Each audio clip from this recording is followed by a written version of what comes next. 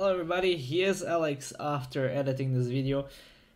I thank you a lot all for tuning in for the Puppets Dojo with Bwipo. I hope you're gonna enjoy the podcast, and I highly recommend you to stick it out to the end. For now, I want to thank you, my first Patreon duckling, that just unlocked this awesome achievement of the first dollar, fuck yeah. And if you want to support the show, check out the Patreon link down below as well. Don't forget to follow the Twitch channel and on other social media so you don't miss out when we're going live next week at probably 9:30 p.m. Otherwise, if it's a guest, that needs a bit longer. Anyways, enjoy the show with Bwipo, because Bwipo had a lot to tell and a lot to give context for. So if you are a Fnatic fan, an LEC fan, and also a fan of League of Legends, tune in and listen closely, because Bwipo has a lot to tell you. So what's the secret of being a great top laner, Bwipo? That's right now, I don't think anyone thinks I'm a great top laner, so... What? Wow. Maybe I don't have the secret. Oh. The secret? I don't know. I think it's the same for every role. I think if you want to be really good at any role in the game, I think you apply the same ideas, which is why role swapping is much less of a big step than people think. At least in my opinion. Because if you're really good at the basics of the game, they are the same in every role, right? Yeah, the basics of the game. Yeah. The way you look at the game, the way you play the game, the way you think about the game doesn't change because you change the role. The only thing that changes is what happens inside of the game, and I think that's pretty simple to fix, right? Like, I think most of the things that happen in game, if you know how to think about it, you can fix pretty quickly. Wow, that's so deep, man. That's so deep. All right. Yeah, so let's start here.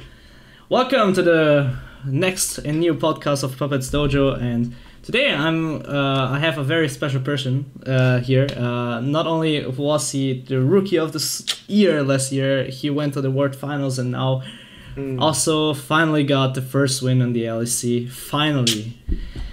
And obviously I have Fnatic top laner Bwipo here. And Bwipo, how are you doing today? Pretty good. Pretty happy. I feel like at least we're making progress. So when we're losing, we're like getting one step further or closer to winning. So yeah. I think that's a pretty big deal. Oh, that's awesome, actually. That's awesome. So you had a good day of scrims today. Yeah, pretty good. Happy? I mean, in a sense, pretty good, as in like we're addressing all the issues that we have, and I think that's a big deal. So I'm pretty happy doing that. So that's actually nice. That's already a perfect start to the show here. And so to clarify to everybody that's joining up here, you can always send questions in the chat, also in the Discord channel, and I'm gonna be reading and getting to those later in the show. So to clarify, because there might be people asking about the patch notes that just came out, we are not gonna talk about those because obviously Bwipo is still playing on the patch prior this week, and also we don't want him to leak force him to leak any strats here that Fnatic might bring up. Anyways, yeah, so let's get started, man. How was it this weekend? Because like finally, not only you got your first win, but you also the team is starting to look better overall, in my opinion. So what's going on behind the scenes that you can share about this week? Well, I think that coming into the split, we were really focused on making sure we were a really strong late game team. Yeah. Because we thought, you know, it's stage, everyone that plays on stage always goes to late game. You need to be sure that you don't lose the game late, because if you don't lose the game late, you can't lose the game, right? Sure. Wrong. What turns out is that the meta hasn't changed much since Worlds, in the sense that if you get ahead early, it's really, really hard not to win the game. Yeah. Like, you need to mess up real bad. And even though it shows that we're actually a team that can stall for a really long time, I think. Yeah. Like, even when we're like a really doomed game against like Schalke, for example, that game was really doomed. We still stalled for a good 30-35 minutes, right? Like as soon as the game was pretty much decided, we were still in the game. Or it could have gone either way based on one team fight. And I'm not saying that, you know, maybe it was an 80-20 team fight or a 90-10 team fight, but there was a chance. Yeah, there was. So I think that that's what we're good at. But the problem is that was our main focus. And right now it turns out that we're really, really bad at anything that has to do with the early game. So unfortunately for us, we misread the meta in that sense and kind of got punished for it. And now we're really trying to, like, how do I put this? Fix our early game. Fix all the issues. Look at potential different champions we need to play, etc., etc., and just try and fix it. Our 1-5 record through that. Well, I mean, so this was the first big step for the rest of the season, obviously. And actually, I think interesting that you mentioned that, because one of the things that I want to talk about in an interview to the shot caller, you said like technically last year you played drafts like "Don't Punish Us" and you lose at 25 minutes.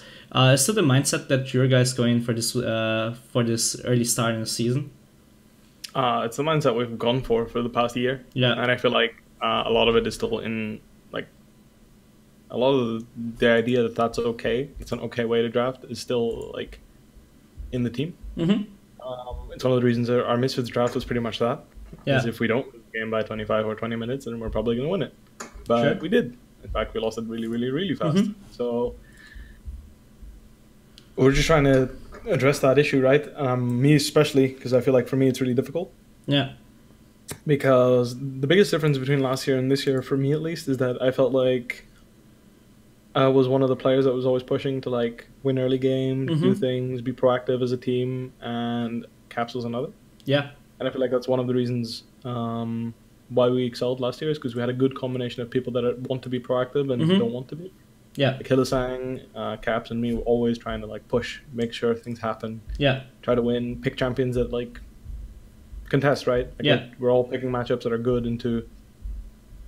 good but they're aggressive good, not defensive good, if that makes sense. Like there's certain matchups in the game, like for example, you can pick Vladimir into Ezreal bot lane, and mm-hmm. that's not a matchup you can push your advantage in, right? It's a very much scaling matchup that will eventually pay off, but in the early game you get pushed in, you don't really do anything. And I'm leaving that example because it's when I played bot lane, that's what we were doing, right? We were picking Vlad every chance we got. mm-hmm. Whereas then a champion like Swain, for example, would be much more about aggression in the early game. I understand. So I think that's a good way of getting the idea, is that we're not picking those aggressive picks often enough, and we're not happy playing them. At least I don't feel that from the team.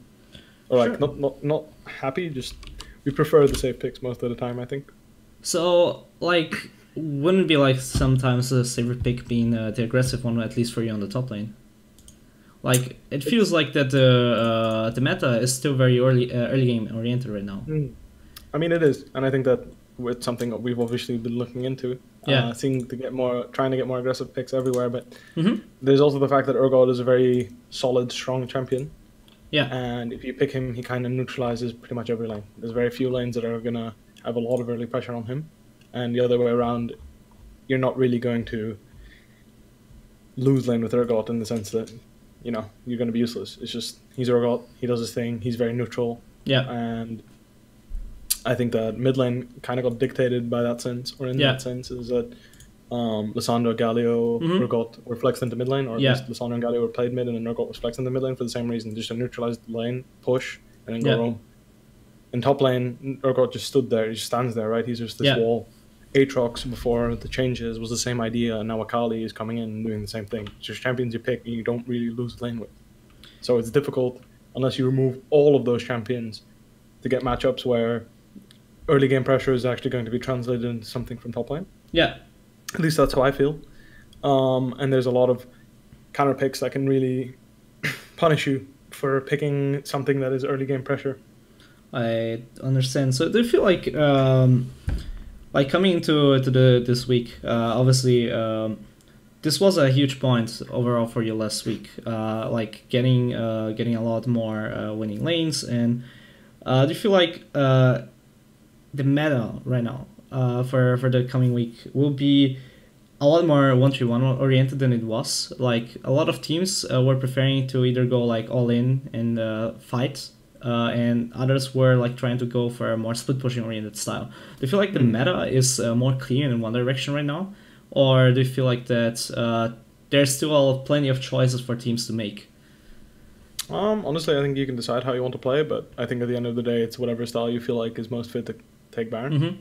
Because I think that's ultimately the goal in the game right now, and they didn't nerf it, but even so, even more reason to play for another Baron, because I don't think you can finish the game on one Baron anymore. Yeah. Thanks to the nerfs, you need kind of two. So that slows down the game, but even so, what matters is how you feel comfortable getting the Baron, if that's through side lane pressure and picking someone that will just push in the lane and move to the Baron and do it that way, or you just pressure their inhib and you make them decide between Baron and the inhibitor or whatever.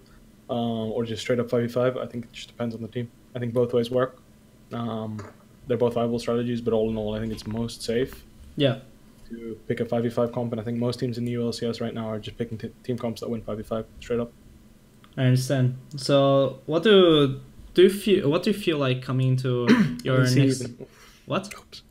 I said ULCS, but it's still. Oh yeah. Well, I mean, don't worry. I still think like for me, it's still the ULCS somehow. Like, it's gonna. Oops. I'm gonna need a few more weeks to get used to it. Yeah, me too. But I think you're even facing like G2 this week, right? Yeah, we are. So, how's the team? Is the team hyped to finally be able to face Caps? Not really. I think that we have too many issues of our own to really care who we're playing against. That's the biggest worry. Yeah. It's the same for this week. You know, like it was great playing against Soaz and blah blah blah, but we have so many issues of our own. Yeah. That it's hard to get hyped for a match when you don't even feel confident in the sense that, okay, are we going to play the game we actually know we can play, or are we going to run into a bunch of issues that we've been trying to fix for the past 3 weeks again?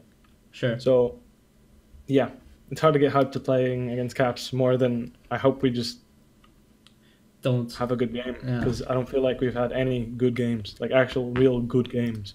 Do you feel that any team in the LEC had a good game so far? Like, do you feel like... Sure, plenty of teams have had games where they look pretty dominant / good. Like what I mean with a good game is just like you feel like you're in control from the start and you take over the game and you play the game and win the game. That's the idea, right? I don't feel like we've been in control from the start. I don't feel like we've been in control the entire game ever. I don't feel like we were winning pretty much the entire game. I don't feel like, we haven't been winning, so not even that.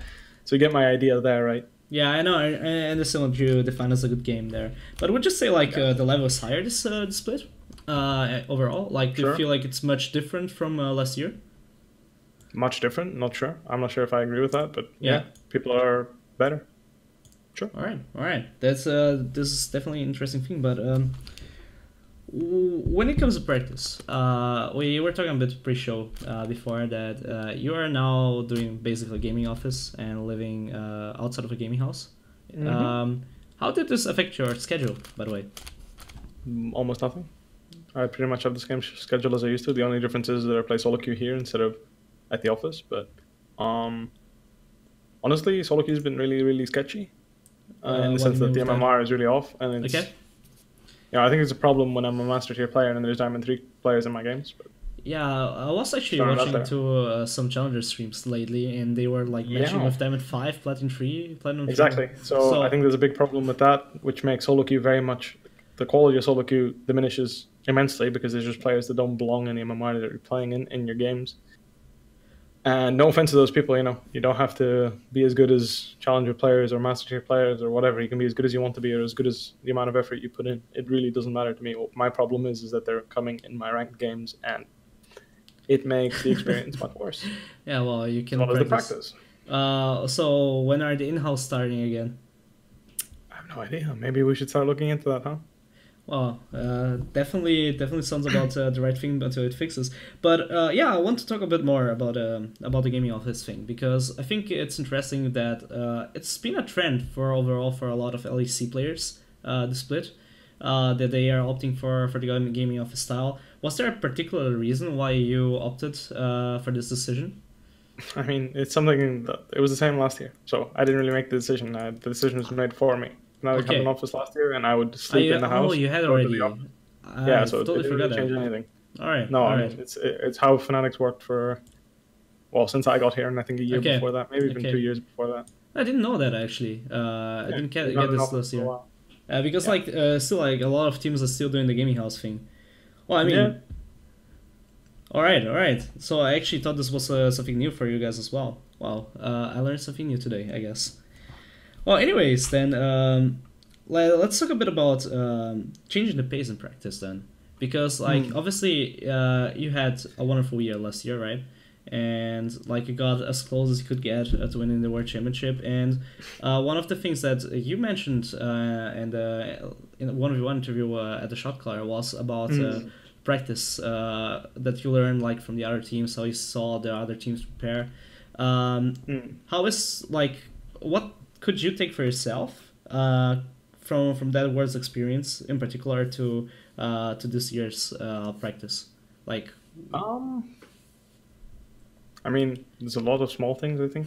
Yeah. It's difficult to really point out one thing that I like really learned or that I should change. But I think what the most important was is learning how to take a break and like take time for yourself. I think is really important. I think that's the one thing I did learn, because I feel like G2, for example, they were really burnt out after beating RNG. Everyone saw that, right? Perks kind of that interview with Perks really proved the point. Yeah. And I feel like the fact that I was also taking time for myself, not much, right? Like even just an hour a day in total or 2 hours a day. I don't think that's necessarily a bad thing. Like for example, I take a break in between scrims every day, whereas a lot of our players are playing a solo queue game in between our scrims. I don't really identify with that idea. I don't think playing 3 games straight and then another game and then basically playing 7 games straight and then taking a break is a smart idea. I've never done that. Because for me, that break over the middle of the day helps me process the information of what I actually learned during the day. But again, it's what works for player to player, I think, that matters. Yeah. And I have respect for people that just feel like they have to play 15 games a day and then that's how they improve. But for me, I think it's really important that I think about the game more than I play it. Because I play it a lot, but the reason why I can be better is because I think about it. So how many games are you still playing daily of solo queue? Depends. From solo queue, I think I estimate around 4 to 5 games. Yeah. It's not the most. I've played a lot more solo queue in the past, but again, I feel like thinking and trying to figure out ways how to play scrims better and team play better, and then trying to execute that in solo queue is more important than just playing 8 games of solo queue extra and then not really having a direct purpose other than mechanics. Because yeah, sure, you can practice your mechanics, but even if you're mechanically perfect, if you don't know how to play the situation or how to fix issues in your team, then you're gonna keep having those issues, right? Yeah, fair. And I feel like for me at least, I've been trying to think a lot about, okay, what can I do for the team? Sure. Like, how can I play my laning phase in a different way rather than just straight up better, right? Because I think the way I play my lane is oftentimes, sometimes I aim it just to win my lane. Sometimes I'm focused on trying to help other lanes, and this is just what is most important. I think, like, what is most optimal. Not to mention watching games. I think it's really important that you watch other regions play, you watch other people play, and try and get a different perspective on what is the smartest thing to do. So what? When you're home and you play your solo queue, what do you watch then? Like, which teams, which region are the ones that you like to watch, not only to get information but also like see what they are doing? For me, it's mostly players and champions. So like, I know for example Khan, he used to be a very dedicated Jace player. Yeah. And he had a very high win rate on that champion. Yeah. Monitor fella. But yeah, so what I do is, like, even right now, if I'm like, oh, maybe Jace is good right now, I just have to watch him play that. Or like Sword, for example, from Griffin is playing San a lot. Yeah. He's playing San at Urgot a lot, and I noticed on stage that I didn't play this matchup nearly as well as I could, right? Yeah. I messed up one-on-one, right? So I rehashed that, right? It's like, okay, how can I fix this? How can I avoid a situation like on stage happening? Why am I misplaying this matchup? Yeah. And how can I have a different approach? And then I rehash the entire idea, and check my runes. Like maybe he has different runes, because the runes I was using weren't working out for me as well as I thought they would, or anything like that. So for me, it's players and champions more importantly than teams, because I think that if you're reviewing a team for their macro gameplay, it's totally okay. And I think that's very reasonable. But I think it's way more valuable as an individual player that you're looking at what the player does and why he's doing it. Sure. So you invest your time like not only taking VODs from pro games but also their solo queue games. Solo queue games, if like from time to time, much less, but definitely streams. I think it actually helps just watching someone play like 3 games in a row. Like if Faker is streaming, for example, I'll watch like 2 or 3 games in a row of him just to see, what champion does he continue to pick? What is he playing against as well? Like I think that Korean solo queue is always a good way of figuring out what people think is strong, because I think they have a really good grasp on the meta because they're really, really try hard. Yeah. So like when someone is like really high win rate and high Korean solo queue with a champion, that champion is usually OP. All right, sure. Let's try to contextualize this for everybody watching. That obviously they will think, okay, so if I watch Faker stream, then I'll get good as Bwipo, right?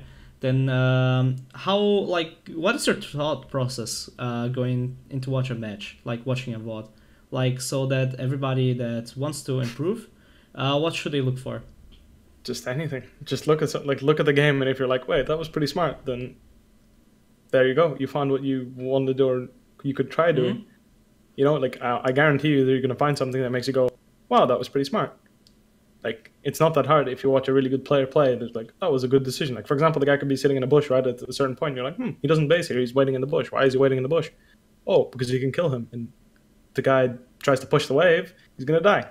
That's pretty smart. Maybe I should try that. It's really simple. Any situation ever, just look at it. Maybe an item, runes, anything. Just look at the game and just look. It could be someone else in the same game. But would he do the same thing, right? For example, Faker could be loading into a game, and someone could be playing Halo Blade Xin Zhao, right? And you're like, that's pretty smart. Yeah. Like, you know, back in the day, people used to play Press the Attack Xin Zhao, right? And then Phase Rush meta came in. Phase Rush Xin Zhao became a thing. Yeah. Well, you could have realized Phase Rush was good on Xin Zhao by looking at the stream like Faker's, and then some Xin Zhao ganks his lane, and then he procs Phase Rush, and Faker has no counterplay, and you're like, maybe Phase Rush is pretty good on Xin Zhao, because apparently he had no counterplay to the game. Fair. So I think that when people are watching a VOD, just look at what looks good. Like, who is winning? Look at who's winning and why are they winning. Looking for the details as well, right? I mean, of course it's in the details. Why people win are always in the details. Like, for example, let's say I'm watching a VOD of Urgot versus Sal. Yeah. Right? I lost this matchup on stage, and I can ask myself, why did I lose this matchup, right? Yeah, sure. It could be multiple things. Maybe Svaz had specific runes that counter my champion. Maybe I didn't use the correct runes myself. Yeah. So I could look it up, right? And I'm like, okay, Sion is winning in this game. Why is he winning? And then I can look, maybe he has a different keystone. Maybe he has different other runes. Maybe he has more jungle pressure, or he's playing the wave in a different way. Maybe so your god isn't playing the matchup. Your thought process here is you watch a matchup, let's say the first 5 minutes, and let's say player A got an advantage that he shouldn't be getting in this matchup, right? And I mean, just the player A got an advantage. How did he get it? That's all. Fair. I don't think even easier. Why, like, just how did you get it? Yeah. I don't care why or anything like that. That's irrelevant. Like, you're wasting your time, right? Because it's just, how did you get it? How did you get the advantage? And then you go back, right? Like, for example, the easiest way to look at how you play a matchup is, how do you harass someone in a matchup? Like, why is Urgot suddenly 40% HP and Sound 80? Yeah. And then you go, look, how did Sound sequence his abilities so that ended up that way? And you look, he hits E first, then he charges his Q, Urgot tries to E forward, gets cancelled by Q, gets auto-attacked, Sion procs his W, Sion wins the trade. Wow, that was, it's simple.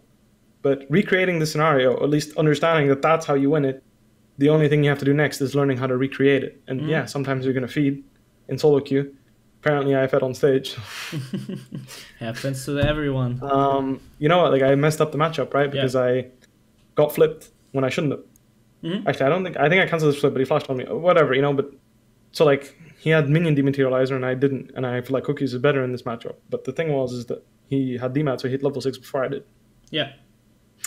And that obviously got him a kill, because if I was level 6 and he's level 6, he can't kill me. That's the idea behind Sion and Urgot. For people that don't know, is Sion's ultimate makes him unstoppable, and the second activation of Urgot's ultimate is a suppression. So if you immune a suppression, you don't actually get killed. Which means that even if he hits his ult and I'm under 25% HP, if I ult towards my tier 2 tower, he can't reactivate the ultimate because my ult lasts longer than the duration of his ult. So I will always survive, even if he hits the ult.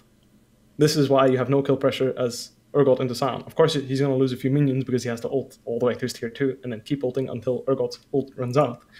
But that's one of the interactions that work that way. Yeah. For example, Urgot can't ult someone that has Black Shield on. He can hit the missile, the projectile, he can connect, but he can't actually reactivate the ultimate and suppress them. Which is the key part, technically. And these are just interactions, right? And this is something you can learn. In the same vein, like, you can just point blank ult. And if Urgot mistimed his ult and ulted too early, his second activation will expire. It's the same with Hourglass. You can actually Hourglass it if you do it at the same time. It's mostly luck. It's not really something that you control, but it's there. It exists. And these are all items you can manipulate right in the game, and these could all make a difference. And that's what you can learn from watching a VOD as well. Like, that has nothing to do with the matchup. It's just like, that's a useful tip. If someone doesn't know that, they're probably going to miss out on a kill that they should have gotten because you know something they don't. And technically, which is another good reason to watch games. Yeah, and this is like your mindset going to practice basically then. So you watch, you get your notes on the matchups, and then you try to practice. Not even. I don't take notes or anything. I just look. I just watch. Like I don't. Like I'm just watching. Okay. Like for example, right now I'm watching LEC. Like I'm watching anything at all. I can open. I'm a Cutie Pie stream, and I can learn something from that. Everyone can. You can just decide what information you think is valuable. Yeah, fair. You can even process the information you already know and reaffirm it, like confirm that is the truth. Like for example, it could be anything. It could be a different role. Just, Jarvan with AoE support. Okay, what does Jarvan with AoE support do? He pokes people with E. There you go. Is it good? Maybe. You'd have to play it to find out, right? But the idea is there. You look into all the matchups you can possibly see. I mean, just anything that I'm interested in, I think is important. So, like for example, right now, I think it's really important that you can play Silent Urgot competitively, and apparently it wasn't good enough at the matchup, so I rehashed it, changed up my runes. I think I'm going to take a different rune approach if I have to play this matchup again. I did today. I tested, and apparently I like it better. So next time I'll play with that rune setup. And of course, you can say that, but you should have known it in the past, the optimal rune setup. But I also feel like that's a playstyle thing. There's a difference, right? There's a way of playing every matchup, and everyone has their own way of playing a matchup, which was why the rune system is somewhat interesting. Yeah. I don't have to take inspiration on Sound, but I can. Like, for example, Alfari plays Comet with Resolve against Urgot. I play Grasp with Inspiration, and so does a bunch of other Korean Sound players. Yeah. There are some Korean Sound players that go Comet too. It's all preference at the end. Yeah. And depending on how you want to play it. And that's great advice, actually. That's great advice that you're giving out there. And yeah, I mean, just try and figure out what works for yourself. It's the best tip I can give for anyone who's trying to get good at this game. Like, don't try to it's important that you copy the basics of how a matchup works. There's a way you sequence your abilities where you will win a matchup. That's how it works. Oh, well, I mean, technically, what you're sequence the abilities, you're going to lose almost always. What you were explaining here, to keep it short, is copy, learn, find your way, basically. Yeah, just start with what works, and then you can add what you think is better as you're learning it. And this is how Master Bwipo got to the top lane. Yeah, I mean, eventually I got pretty good doing that, but it's all I was doing. It's just what works. When you were climbing for the first time solo queue, did you play only top lane, or did you try to I played jungle mid. Anything? Jungle mid. Oh wow, okay. So was it just because you wanted to climb, or did you just think it was fun? I'm someone that's mostly interested in champions. Oh, fair enough. So what was your favorite champion then at the time? I mean, at the time I had an interest in almost a bunch of champions, which is why I was playing so much League of Legends, which is why I ended up being high MMR, right? Yeah.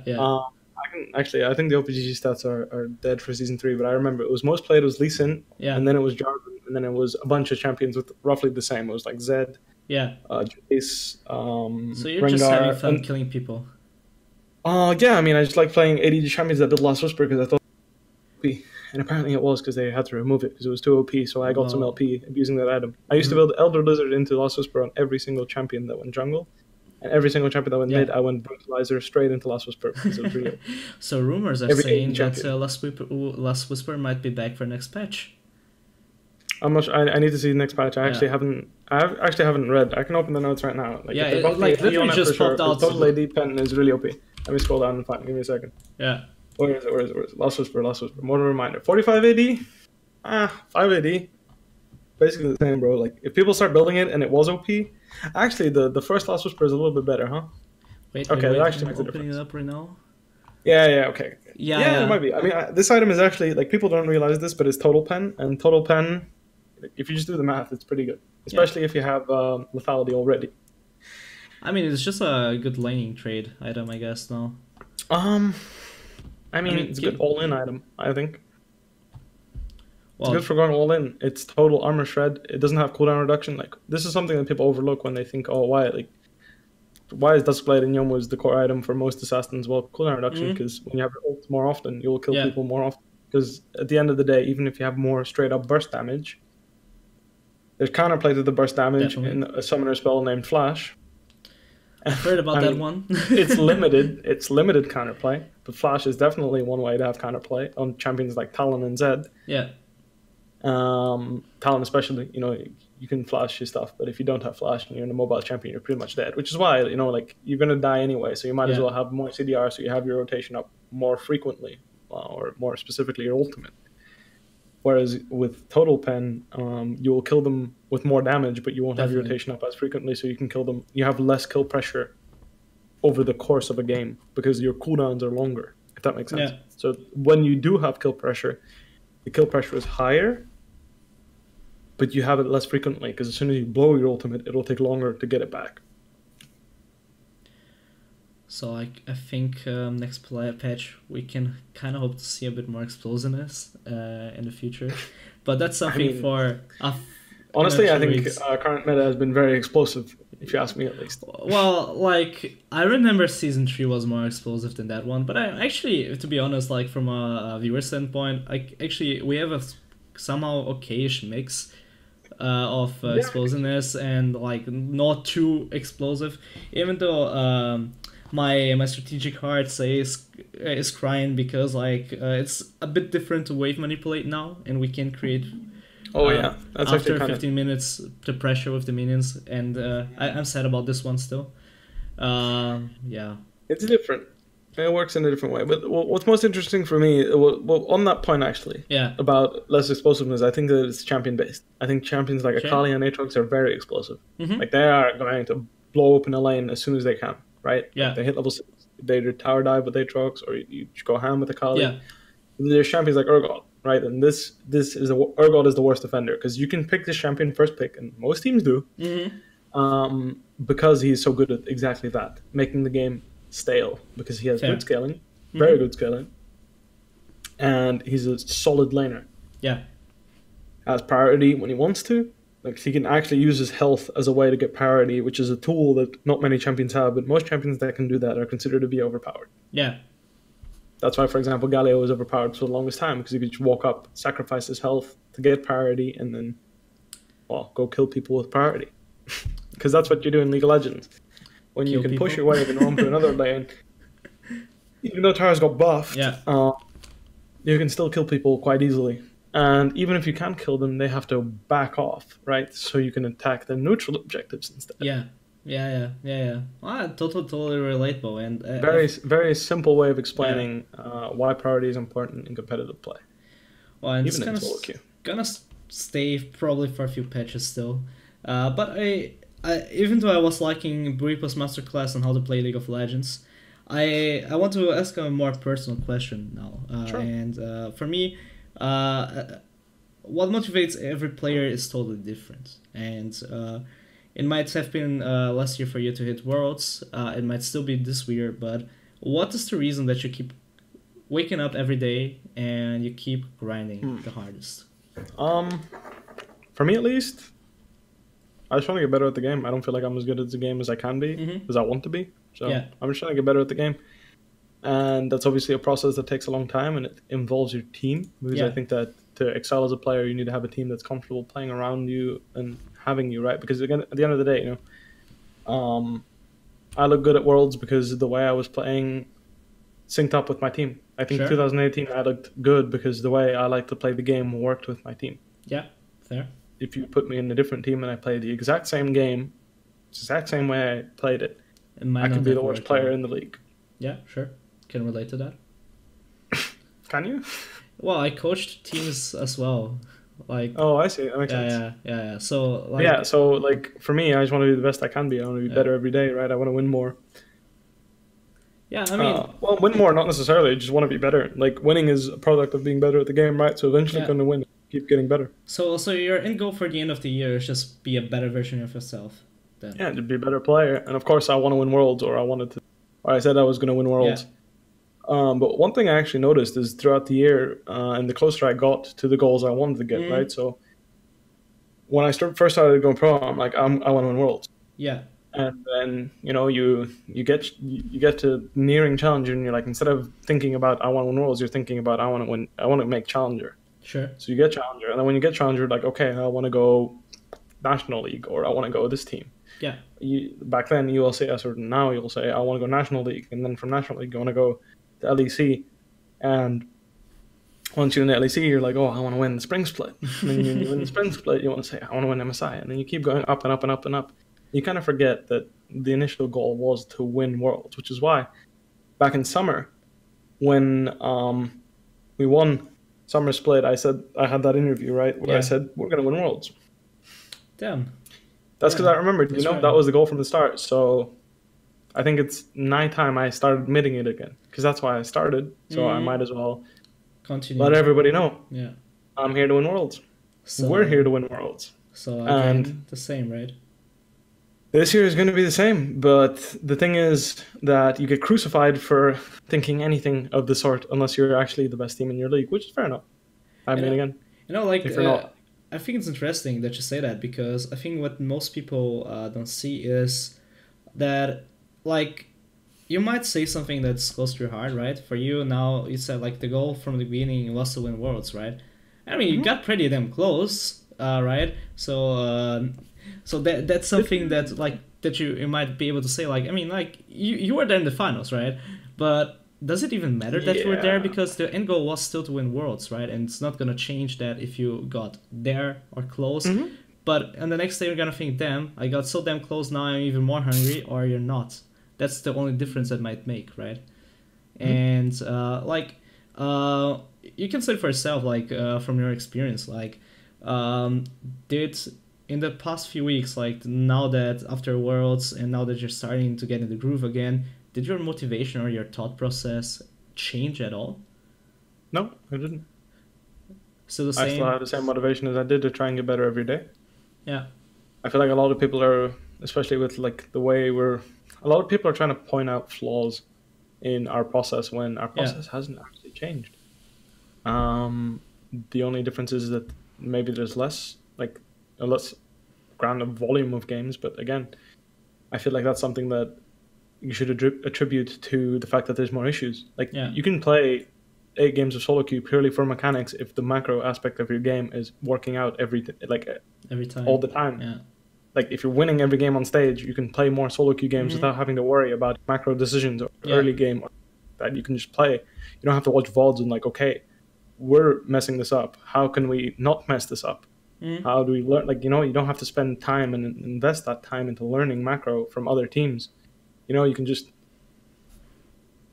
focus on your solo queue, focus on your individual gameplay, focus on your mechanics. Because again, I think there's a difference between mechanics and individual gameplay. I think there's decisions that every player makes that they can make that make them unique, right? Like for me, for example, I'm a player that likes to roam. I like when with my priority, I like moving mid or bot or whatever. I like to have influence on the game. I think I have a pretty high kill participation because, again, I'm someone that likes to look for kills. I like to look to punish people. I like to fight in the game. And there's top laners that are the opposite. They're playing only on the wave. They're playing only on being the best pressure, TP advantage, anything you want to say, right? And that makes different players, and that's perfectly fine. And I think a combination of everything is what makes you the best player. Yeah. Right? Being best at all of those small things at the same time is what makes you the best. So I'm learning how to do all those same things at the same time. But I can't just play 12 games of solo queue a day and hope my team's issues will get fixed. I'm a part of the issue, so I have to find what I can do to fix the issue. And I think that So at least that's my reasoning as to why the volume of games that we've been playing this year is lower than last year. Yeah. Because I feel like a lot of people feel responsibility in trying to fix that outside of the game with how they think about the game. And are you really watching more as a team as well? Like not only individually?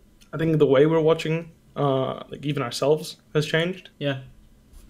Like we put way more emphasis on when things go wrong, scrims, like we fix it. Because last year, even though we had like some bad scrims sometimes, we weren't really focused on, we would do the review quick, but then we would just, I'm not going to say forget about it, but like move on. Whereas now, we're bringing it back. So like the coaches are making sure that we remember what went wrong and we can fix it. Yeah. So yeah, in the sense that, that changed, but everything else didn't. So the same Fnatic. Basically the same. It's the same idea. Yeah. It's just, again, we're trying to fix the issues that we have, because I feel like one of the issues that we have is that, or we had in terms of judgment, was that with a new player coming in, instead of making that new player play like we wanted him to, we try to conform 4 other players to like find a balance between us both. Yeah. Where I think that long term, that's a better idea. Yeah. I agree. Long term, that will be better, right? Because then we're integrating the player into our playstyle and we will be better long term. But short term, right, that takes time because there's going to be a lot of complications doing that rather than just making a guy focus purely on what we want him / need him to do. Sure. And short term, that's obviously going to go the way it is right now. So Fnatic is using the spring split to be a better team by summer split and be able to I don't think we're trying to do that. I think we're just trying to be. I don't think we're trying to invest. We're trying to sacrifice our spring split to look good in summer. No, we're trying to win both splits. That's the goal. Definitely. Winning Worlds is the goal, actually. But what I mean with that was not that your sacrifice in terms of like whatever, and like was more okay. We have this time to make it right. Like if it's not working now, let's take the time and improve on the long go. Aim for being the best team like at any time and not like just today. And I think this is what a lot of teams or let's say viewers don't see, because like usually you have always the memes about the spring split, right? But the spring split is also the most important for a team to get used to each other. Like it's not only you that are having like still struggling to get used to each other. Like even with G2 and Misfits winning, they still lack a lot of synergy, right? Not because they were winning or playing better than others, maybe. Is it clear that all the problems aren't solved, right? And I think that's an interesting point to say, because like Nemesis is definitely a different mid laner than Caps, and the way you're playing with Nemesis will be different from here. It will be different tomorrow. Will be also different in the next year, right? So for you yourself, like where do you see like this team in by the end of the split?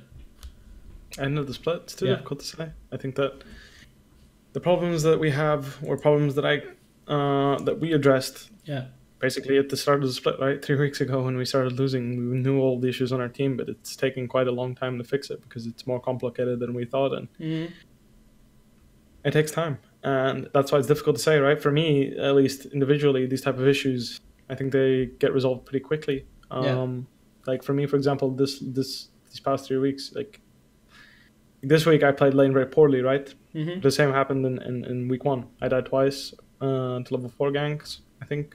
Yeah. But then the day after, I fixed them. In the OG game, that didn't happen. I played my lane quite well, actually, I think. Even though I was playing Urgot and Swain against Alfari Swain, and I think I played my matchup pretty well. If you want to rewatch that game, I don't think anyone can really comment and say that my matchup was played poorly by any means. So, you know, these are small things. These are things that get fixed from day to day or week to week. But the bigger underlying issues are things that will take time. Yeah. And I can't tell you how long that will take. Because some of them are my responsibility, some are not. Yeah. And right now, my biggest responsibility is to fix my laning phase, and I can tell you right now, I'm going to fix that by this week. It's going to be fixed. And maybe, you know, on Friday I play a matchup really well, and then on Saturday I play a different matchup much worse because I didn't fix it. Or didn't fix that matchup. Because I don't think that's what people understand, is that one of the reasons why I was really good at Worlds, or people thought I was really good at Worlds, is because all the matchups I were playing were matchups that I was really good at. Okay. Especially Victor, right? I was playing a lot of Victor. And I was pretty good at Victor, still am. But, you know, I was playing Victor into... What was I playing? Worlds. I was playing Victor into like... Victor and Echo twice, but that was... Jace maybe as well? I knew how to play Victor and Echo better than he knew how to play the Victor. Easy for good. Yeah. But like, for example, Jason Aatrox, I didn't look that good in that game. Play that matchup very often. It's more like, oh, IG did it. You know, like we saw this matchup in scrims too, and we noticed, oh, Jace is really good in Aatrox, and it's the only answer into Aatrox that is consistent top lane. So we pulled it out and see what it did, and I didn't play that great. I think I played a very normal standard game. But you know, if that game came to the point where it was 0-0 and it was, you know, whoever carrying the game, me or Licorice carrying the game, it was probably a 50-50, even though I had a really good matchup. Yeah. What I'm trying to say with that is that I think it's really important that the matchups that you do end up drafting are matchups that your players are really, really good in if you want to get the advantage. And I feel like I was much worse at San and Urgot than Solaz was. Yeah. Sure. Well, I mean, there will be always more covered picks for others, right? Yeah, I'm saying, like maybe next time we play, I'll play Victor into Urgot, and much better lane, much better at Victor, and I know how to play the matchup much better. Yeah. Oh, of course. So, Bwipo, now that we talked pretty much a lot about the game itself, I think I'm gonna address now because I think I got all the information, all the answers. I thought we were gonna talk about even more in depth, and I appreciate that than initially thought. But we have a few questions here. I have to quickly read because it's actually in Portuguese. Do you wanna try to listen in Portuguese? I mean, I can understand it. I'll just have to answer in English because I can't. Okay. Yeah, well, I have to translate anyways. Sure. O momento atual da Fnatic quando ele destruiu sua falta do caps na campanha do ano passado aparentava que o time girava muito em torno dele. Okay, so technically the question is, now that Fnatic changed the mid laner and last year Fnatic seemed to the outside that you are playing a lot oriented to caps, right? To feed caps, make caps strong so that he can carry the game later. How much did it change now with Nemesis? It changed mostly because just as players, I think that I think every player kind of has an identity in the sense of how they feel like playing the game. Yeah. Not how they play, how they feel about playing the game. And I feel like Caps is a player that feels like playing with a lot of attention on him. Yeah. So like he wants his jungler to be around his lane so he can play aggressive. He wants he wants to make sure that if the enemy jungler is there, his jungler is there, and he can contest. He wants to contest. Hylissang wants to contest as well. You can see that. Mm-hmm. I like to contest. But Nemesis is a player that's more focused on making sure that this matchup 1-on-1 goes really well. Yeah. And if that means that he shouldn't contest, then he will tend towards not contesting. Okay. Whereas Caps, even if the matchup meant that he shouldn't or might not, he would always contest and still does. Mm-hmm. And that's a strength, and it can strengthen its own way, but it can also go very wrong, like we saw at Worlds, right? Yeah. Against IG in the first game, in types when he shouldn't contest because they're weaker, Yeah. or were weaker, he tries anyway and tries to outplay, and then it goes bad, and then happens. It can go really bad really fast. So both have their strengths, both have their ideas, but what I'm trying to get with that is that I feel like as a team, we don't have enough players that want to contest and are doing it. Sure. So right now I'm doing it, Hilly's doing it, but again, Reckless, I think everyone can identify with the of okay with just scaling, or at least playing the matchup, playing matchups that scale well and play comfortably. And then when we try to play Lucian, we're not used to putting resources into that role as a team. Yeah. So we're not doing that properly. So obviously it looks really bad on Lucian because we're not able to play around him properly. Yeah. As a team, we don't do that well. And it's the same with me. If I had to try to play something like really carry-oriented, like Jace or whatever, like we need to learn how to play around that. Yeah.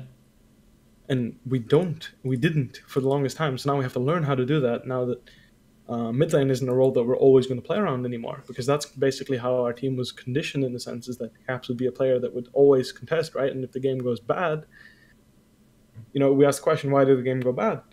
Oh, can we contest mid here? Are we allowed to contest mid here? Only if our jungler is here. And then it's like, well, okay, then we're going to put our jungler there, right? Because we should be contesting there. And then that kind of happens. Whereas now it feels it's very different in that sense because we're not doing that. We're not contesting and being like, okay, should we be contesting here?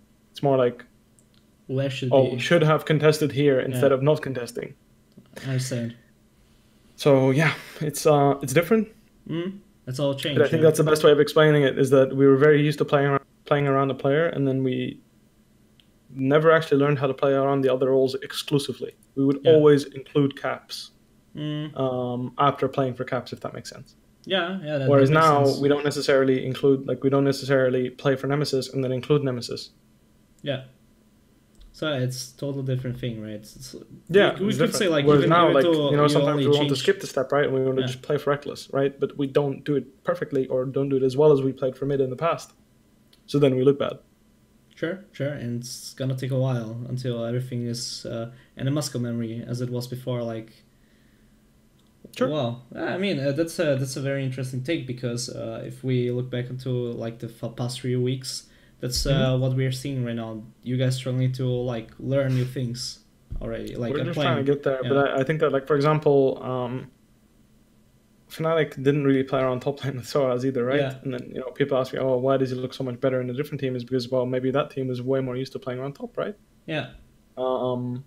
That's entirely possible, because it's not something that Fnatic identified with for the entire of 2018, I can tell you that much. Yeah. We did not focus on playing around top for the entire year, because we felt like our strengths were mid and AD. And that's perfectly fine. You can have two really good top laners. I'll give you an example. RNG is the same. They're a team that was really, really good at playing around bot lane, but at Worlds, playing around bot lane wasn't the only way to win. Playing around solo lanes with really strong, borderline OP champions was how people won Worlds, right? That's how you won games at Worlds. Pick Irelia, pick Akali, pick Urgot, and you win your solo lanes. Champions will run over the game and just carry. And RNG didn't do that. Yeah. That's why they lost. Like, you know, that's why they lost. That's why they looked a lot weaker than, you know, at MSI, where at MSI, you had Ginsu's 80 carries that would just rush Ginsu's. You had Kai'Sa, you had Kog'Maw, you had Varus, and they would just, as soon as they win their lane, they had Ginsu's, and then they were the strongest champion on the map, and they would just destroy everyone. Yeah, it was definitely so hard to play against, right? Yeah, I know. It can that's definitely understandable, because like IG is the best example, right? They won not only because they had probably the two best solo laners in the whole tournament, but as well, like, they knew how to play around those two specific I mean, players. like, the thing is that they knew how to play around it, and their strategy was basically pick four really, really strong champions early and pick a failing AD. So they just pick, like, Varus, Kai'Sa. Like, you know, the final draft looked like it was Sound, Camille. I think it was Galio or Lissandra mid. It was Lissandra mid, Kai'Sa AD, and then Alistar. So the Sound is pretty strong early on. Like, I think he's a champion that can contest lane pretty well. And then you have Camille, which is obviously a really strong jungler early game. Lissandra, which after 6 is really hard to contest. And then you have Kai'Sa that's trying to scale. But the Alistar, Lissandra, Camille have so much pressure and they're so strong early that she's going to get there eventually if you play the early game well. Sure. Yeah, definitely. And that's an example of how to play it, you know, and that was not relying on smashing all lanes, but that's a good example of picking lanes that have pressure to get one of your carries to late game. And I think Fnatic actually did that for a really long time too. We did that even at Worlds, right?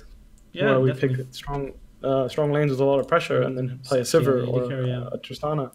Yeah. And then have those carry the game. You know, it's why they banned it 4-5 all 3 games in a row, because we were doing that really well. We had like 4 really strong champions and had reckless scaling, and he would have our back eventually. Well, technically, like here from the draft against IG, for example, like they banned against you, Victor, Akali, Rakan. I think all 3 games. No, the last one they changed to Shen, Aurelia, Alistar. So basically, taking strong soul laners, taking some engaging power from bot lane, and forcing you all the time to like a less scaling AD carry matchup, or going all in the early game, like Lucian in the second game. Yeah. But that was the point, you know. And then we ended up playing Jhin in the first game, right? Because we want to hard contest, punish this Kai'Sa, but the other 4 picks were just way stronger than ours. Yeah. Right? Like, Alistar was a really strong support early game. Yeah, even in that matchup. Braum, you know, like, it matches in power, but then our jungle matchup, I think the first game, what was our jungle matchup? They had Camille, we had... was Lee Sin into Camille. Yeah, that's what I'm saying. So, like, Lee Sin has way less pressure in the river levels 1 to like even 3, more with 4. Lissandra. Like, after level 6, it starts going even again. But by then, you know, they have so much control already. Yeah. From that point, and then like level 7, 8, 9 is when it gets better for Lee Sin. But even then, Camille can still contest him and is considerably stronger. So even the pickup potential. Get the idea, right? Is and then they get to a point where, you know, and then when you have control, they're a really good team and not giving you back. Yeah. Nah, definitely. It's definitely the best team in the world. Yeah, sure. Yeah, well, and you're the second best team in the world, I guess. We were. I don't think you can say that anymore. We'll come again, I guess. I still believe Bwipo. I have another really good question from Duckling. He might still be in chat. Shout outs to you, my friend. How far behind do you feel that you are, like, for let's say G2 and Misfits, that are probably 2 of the top teams right now?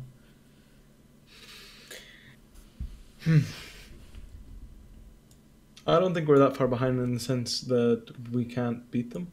I think they're better teams than us right now, and I think that Like the thing is our team is a bit peculiar in the sense that I feel like if we have a good game, like we haven't had any on stage. Like this is the roughest part, right? We haven't actually showed a game where we just played the game well. Mm-hmm. We have not had a single game where Fnatic played the game well, just straight up.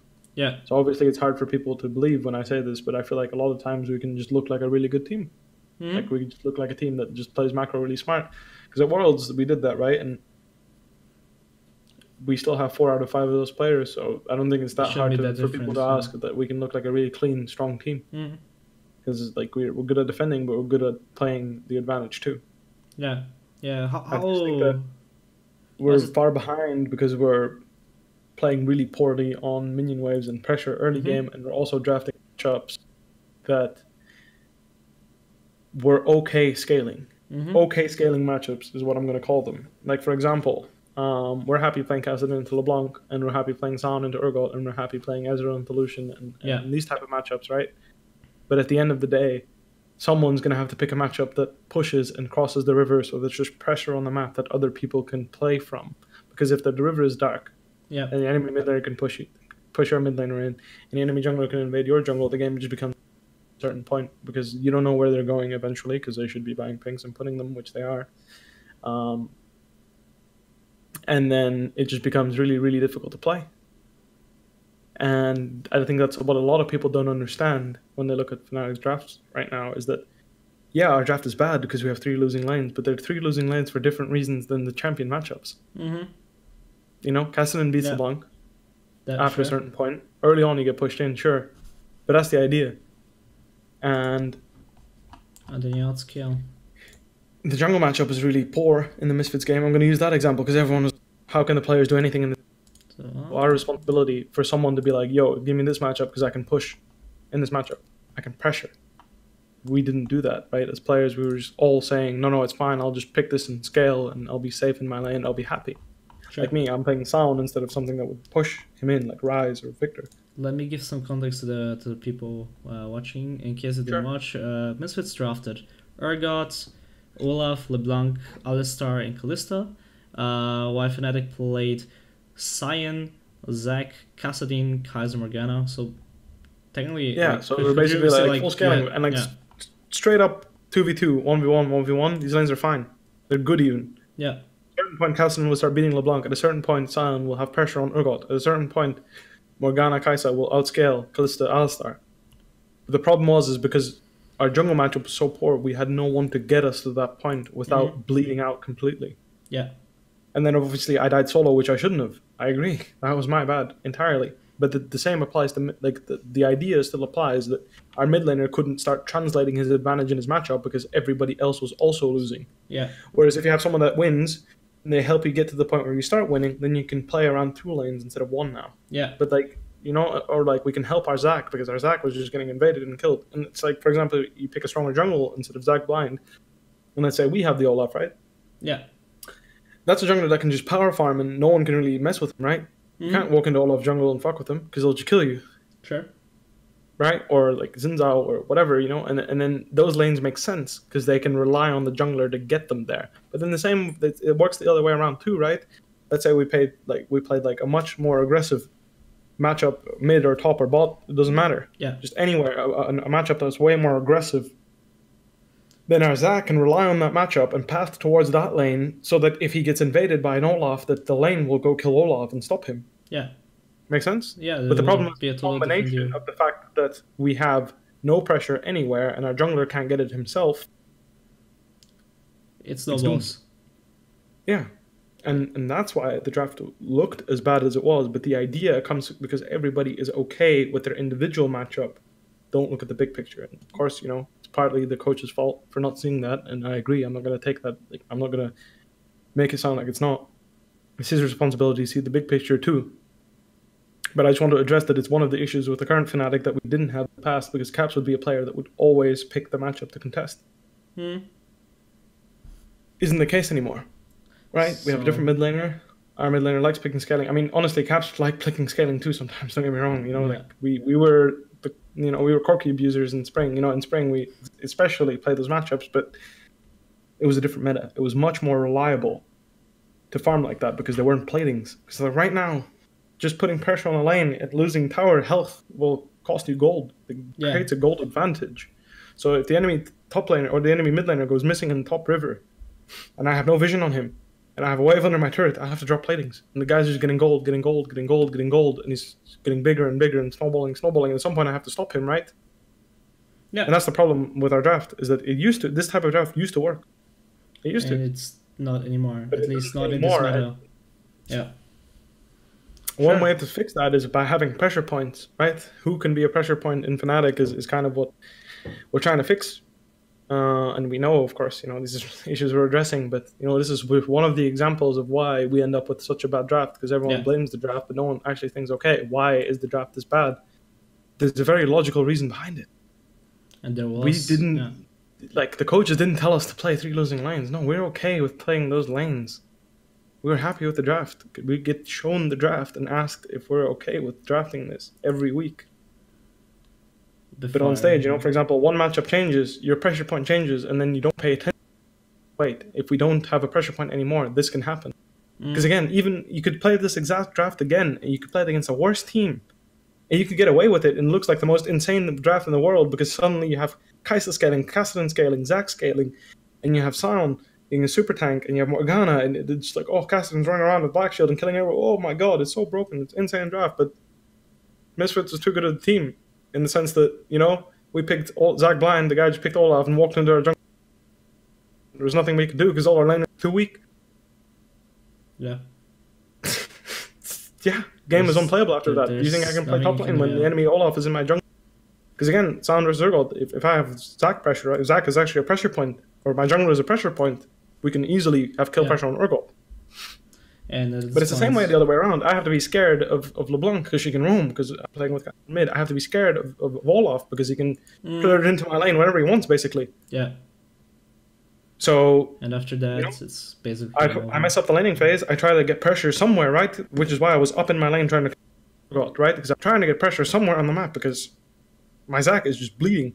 He's losing camps to Olaf over and over and over again, and no one's stopping him. So you're trying to get pressure, and then what happens? You misplay, you die, and your game's over.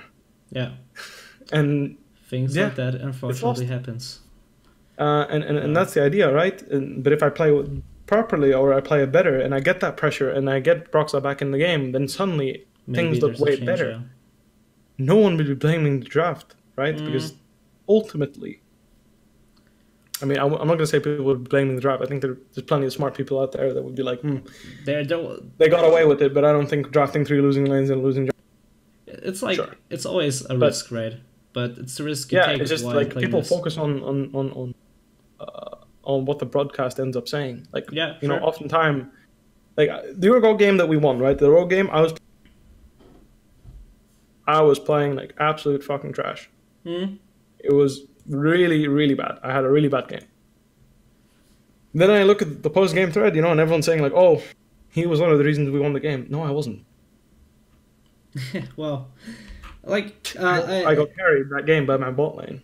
I did not play well in that game, and I shouldn't... I don't think I should get credit for that, because... this happens sometimes when... because people obviously focus on what they are shown and presented on the broadcast. Even in the fast pace, the casters get also presented something better observer, right? And I think people that are looking from the outside often forget the purpose of a draft, right? And this is, I think, on how we should end to this question, because what you said is very important. Like, you guys had an idea, right? And you went with a thoughtful idea, and you had a plan, and we could discuss if this was an optimal plan or not, sure. But there was a win condition, a certain and good win condition. But to get to this win condition, there was a certain difficulty to that. And obviously there could be like a different genre and things would be way easier, sure. But it's not an excuse towards if it wasn't a good game plan or not, because like the excuse technically could be like I misplayed it or not, and the execution was more the problem rather than the draft. I mean, it's also like, what do you feel like you can get away with, right? Like that's a lot of what drafting is about. Like certain champions that you end up drafting, you don't actually have to pick in that situation. You just don't know if the enemy team is priority on it or not. Like I'll give you an example. You remember when we picked Wukong against Misfits? Oh yeah, definitely. We didn't pick our we had the option I think to pick out earlier. I'm not sure, and we let them ban it. I think because we knew we were going to pick Wukong, but they had no idea what was coming. I think I think you let them ban it, and then you picked. So we go to 4-5. But imagine we were even saying, if these guys snipe Wukong, then our draft is going to be shit. It's going to be really lost. Like if they ban Irelia, play the odds, are they actually going to ban Wukong? Hell, fuck. Yeah. No, of course. Who would ban Wukong? What the hell? And that's an example of what you feel like you can get away with. But another example is blind picking a very bad early game champion. Yeah. Especially in the jungle, right? If you feel like, I'm just going to blind Zac here.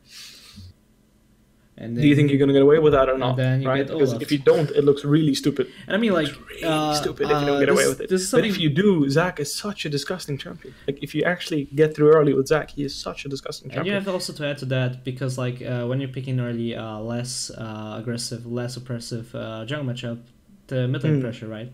Like. Yeah, I mean, for example, it's just and there's just we skipped a few steps, and we picked a bunch of scanning lanes without any pressure. Yeah.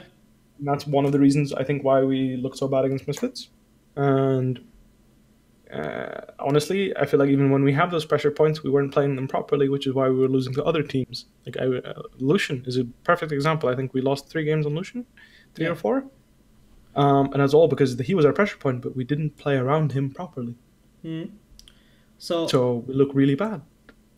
Yeah, and this is fortunately what happens, but as you can say, I can see right here, and you're saying that you are very aware as a team, I guess, about this. I mean, of course, we know what's going on. Like, we didn't make World Finals because we're stupid. We're not like people are like, oh, why are you picking Lucian? It's clear you can't. Like, oh, why is Fnatic picking Lucian? Reckless can't play Lucian. It has nothing to do with Reckless being able to play Lucian or not. The guy has the mechanics to play Lucian very well, better than most people in the LEC for sure.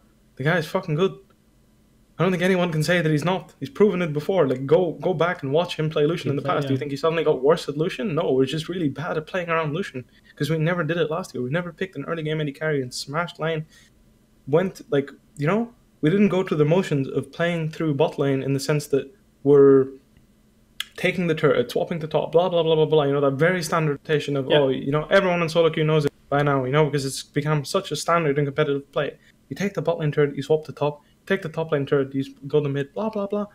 Like, that's not a play pattern that we were good enough at. Even though we have the pressure bot, we're not translating the pressure bot into other points on the map. We're not translating that into pressure mid. We're not translating that into neutral objectives. We're not translating that into gold advantages other than purely 2v2. But the game is not played purely 2v2.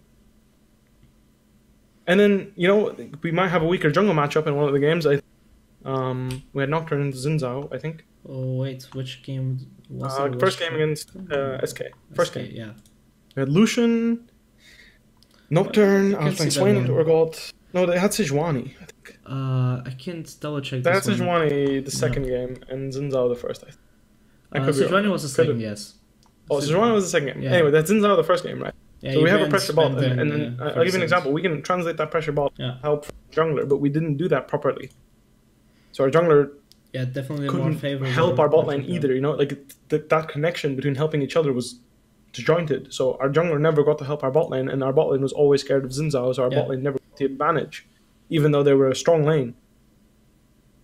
Because we were playing Lucian Braum against Zyra Khan, I think. No, you're playing Lucian Pike against Ezreal Braum.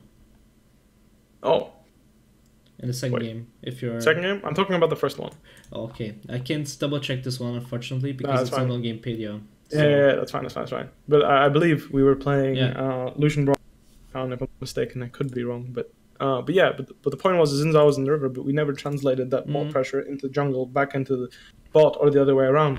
Yeah. We were just bad at that, and that's why the Lucian never worked out for us, because all the pressure we got from the Lucian, we never got to translate into the other player, into the jungle, into the mid lane, and then they put it back into the Lucian, and that's when Lucian is really OP, right?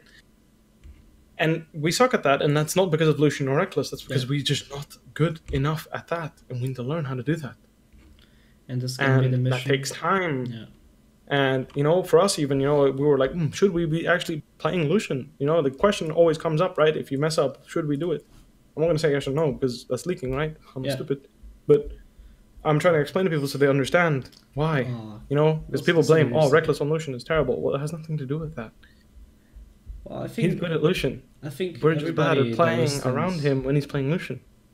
I think that everybody that listens has now a good context of what's going on and can be sure that you're all aware of the mistakes. Yeah, I mean, we're aware of it and we're fixing it, and that's the thing, right? And that's why I'm confident to make playoffs, sure, because we're fixing them. We're a good team if we fix these issues. It's just because the early game was so rough in so many games, it looked way worse than it is. Yeah. Yeah. Like, that's the hard part. That's the hard part of convincing people, right? It looks way worse than it is. Against Vitality, like early game invade. Oh my god, it made the game so hard after that. Yeah, exactly. Like, it's exactly. just, you know what I mean? Yeah, no, and definitely. That worked out, you know, and we could win that game in 2 minutes right there and then. But we didn't. I mean, there are games where the win condition is blocked by mistake, 2 minutes. Some only at the 35-minute mark by Baron still, you know. Those things happen, unfortunately, and even though like you had a plan, some things don't go on the way and make things worse. But I think this is a good note to end this topic, and sure. Because I think you made it clear where Fnatic is. I hope so. I mean, again, there's always a fine line between saying too much and too little, right? But I just want people to understand why, you know. Like, we're not losing because we think it's funny to lose. We're not losing because we're not putting enough effort or whatever. It's deeper than that, right? Like at the end of the day, players playing with each other. Everyone has their own way of looking at the game, and it's finding the way where we can both connect and agree on what to do. All of us is what's going to make us a good team. And I think we all agreed on how to play the game last year, and right now we don't all agree. Or even if we all agree, we're not executing exactly the way we need to complement each other. And that's what a year of gameplay does, right? It gets you to that point. And that's why Worlds is considered to be the most important tournament, because that's the end of the year. That's where every team has put in their 10 months of practice, their 9 or 10 months, whichever. And they get to show off what as a result of that. Yeah. So, Bwipo, to end the podcast on a more positive note, I want to ask you a few random questions. So everybody out there can also know a little bit about the random stuff that Bwipo likes. What's your favorite food, for example? Food? That's actually different. That's actually kind of difficult. What's my favorite? Bwipo gives a masterclass about top lane. Explains everything wrong with Fnatic. French fries. Fried food is good. 1 hour. But the most difficult question of the whole podcast is, what's my favorite food? Okay, French fries. Well, I mean, you're from Belgium, so I guess that's... We've got some good fries over there. Are there any good fries in Berlin, though? Difficult, Not as good. You know, the fast food fries are the same. You deal with it, you know. Well, you have to go eat somewhere else then. Okay, we have to go to eat some nice burger places there, I guess. So, what's your favorite color? Color? Yeah. Blue or red? Blue or red, okay. Wow. So that's why you like to take the buffs, huh? Oh god. Wait, what? You like to take the blue or red buff? Oh. Was a cheesy, horrible joke. I mean, that's when the enemy jungler donates them. I'm gonna work on my stand-up comedy, don't worry. Next time it will be a lot worse. Favorite band? Band? Yeah. Do you listen to any artists? Changes all the time. Yeah. I can't tell you right now. I think the way I work is I like specific songs, not necessarily when I look for songs, I look for a specific, I look for the same type of song, not necessarily I look for a band and then like all the songs from the band. Yeah. Really happens. But yeah, if I had to name one that I liked in the past and still kind of like, it's probably A Day to Remember. Oh, good choice. Good band. So, but what are you listening to the past week? Past week? Yeah. I can check for you if you want. All right. So, guys, music recommendation by Bwipo. That's actually great. I need new music, actually. Apparently. The Cab. That's the band I'm listening to. The Cab? Oh. Yeah. I haven't listened to them for a long time. Great. Yeah, I mean. I gotta dive in. Favorite movie? Favorite movie? Yeah. Not sure, actually. I don't really watch movies that often. What? Yeah, Okay, most of what I watch is League of Legends. Like series and movies are not something I watched until. Really, I thought you had plenty of time to binge Netflix shows as a pro player. No, it's not even that. Even back when I had plenty of time, I never really did it. I always watched League of Legends or played it instead because I just felt like doing that. Yeah, I never really watched too many series or movies. But yeah, if I had to choose, I like the Avengers series a lot. Avengers, cool. Yeah, sure. There's a movie called Solomon Kane. It's a really old movie. My dad showed me it like years ago, and I just have good memories from that movie because I watched it with my dad. So kind of random, I guess, but I'm not sure if that movie is even good. Like probably considered awful, but I mean, movies are all about the experience, right? That's great, man. So I think this is all by me, my friend. Do you have any shout outs to the people watching, Fnatic fans out there? I mean, I just hope that people got something out of this, when they're listening, watching. I hope people try to understand our perspective a little bit better, because I feel like a lot of people feel like the way people are talking about us on social media feels like they're actually trying to say that we're, how do I put this, like that we're trying to lose or something. We're really not. We're trying our best. We really are. And there's a lot of issues that we fix and get through. That's why I want people to try and believe in that. And a lot of people are blaming a lot of things that aren't actually the issue, because they think that's the issue because that's what the broadcast says or that's what they think. But trust me, it's a lot harder than that. It's a lot harder than, Bwipo fed in lane. Yeah, I heard that a lot. I know I didn't play my laning phase well, but if you think that winning my lane or like going even in my lane would have won us that game, you're wrong. Sorry to put it that way, but me going even in my lane in that game against getting solo kill wouldn't have won me the game. Would it have been better? Absolutely. I don't disagree with you. Just don't blame the fact that I lost, or people make such a big deal out of that, right? Yeah. Or me going 0-1-0 is like people are saying I int in lane, but do you really think 0-0 different that much? That much different that would be the difference? Yeah. That is the issue. It is a issue. And I like that people address it because it's the truth. I shouldn't be dying. Wow. I shouldn't die in lane. But it's not why we're losing. It's much different than that. And we're losing for a bunch of different reasons, and we're working on them. And it's easy to point out those mistakes and act as if that's the reason. And it's the same for everyone, right? Yeah. It's easy to say, reckless resolution is not good enough. That's not why we're losing. It's not. The reason why he can't get advantages in lane is why we're losing, not the fact that he's not getting advantages. That's what I want to mention. That's what I want people to understand. So thanks for the opportunity to say that. Like, again, for you. Like, I appreciate that you. I don't know if I said too much or too little, and that's kind of that's always the hard part. I always come back in the office next day. Like like, for example, I don't know if Joey or Lewis are gonna listen in. They're coaches right now, and I don't know if they're gonna listen in, but if they do, like, I'll hear it tomorrow. Maybe like, talked about this too much or whatever. I always get the feedback the next day, so it's always a bit.